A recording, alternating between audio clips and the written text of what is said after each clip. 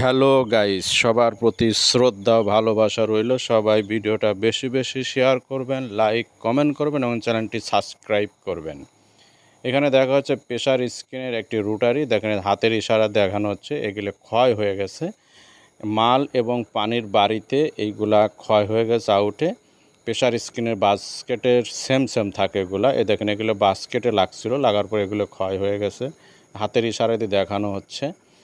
এগুলো মালের এবং পানির ধারে প্রেসার স্ক্রিনের যে বাস্কেটটা থাকে, বাস্কেটের সঙ্গে কিছুটা ক্লিয়ার থাকে এরকম ক্ষয় হয়। দেখেন এই রুটারিটার এটা উপর সাইডে দেখেন এই যে নাটের গোড়াটা পানির বাড়িতে, পানির যখন পাকটা ওঠে সেই পাকের বাড়িতে কিন্তু এগুলো খায় গেছে।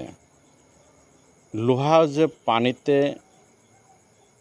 এরকম খেয়ে ফেলে, দেখেন এই যে এটা কিন্তু আমি হাত দিয়ে দেখাচ্ছি কিভাবে খাইছে।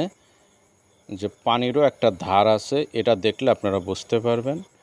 আর সবাই চ্যানেলটাকে সাবস্ক্রাইব করবেন, প্লিজ সবাই সাবস্ক্রাইব করবেন এবং শেয়ার করবেন, অন্যকে দেখার সুযোগ করে দিবেন। দেখেন এই যে উপর সাইড কি সুন্দরভাবে খায় গেছে।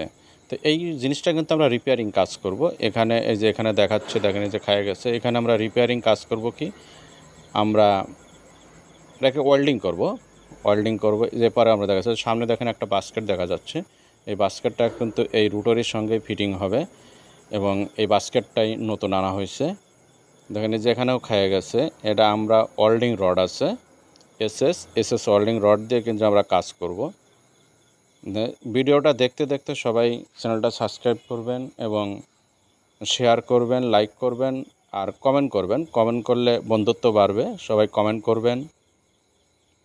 এখানে যে এসএস রড আছে, এসএস রড দিয়ে আমরা কিভাবে ওয়েল্ডিং করব এটা আপনাদেরকে দেখানো হচ্ছে। দেখেন এই যে রডটা নিলাম আর আমি এখন এখানে দেখাবো এই জায়গাটা, যে জায়গাটা খাইছে এই জায়গাটা আমি ওয়েল্ডিং করব।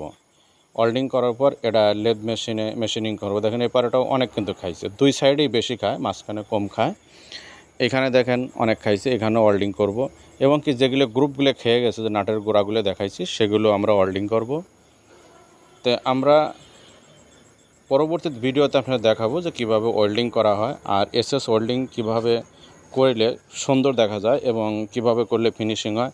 এখানে দেখেন একটা প্যাডামের উপরে বাঁধছি, আমাদের একটা স্পেয়ার শেপ ছিল, সেই শেপের উপরে ইম্পেলারটা ফিটিং করছি। ফিটিং করার পরেই কিন্তু আলগাইড দিয়ে এটাকে ধরে আটকাইছি। আর এভাবে আমরা কাজগুলো করব।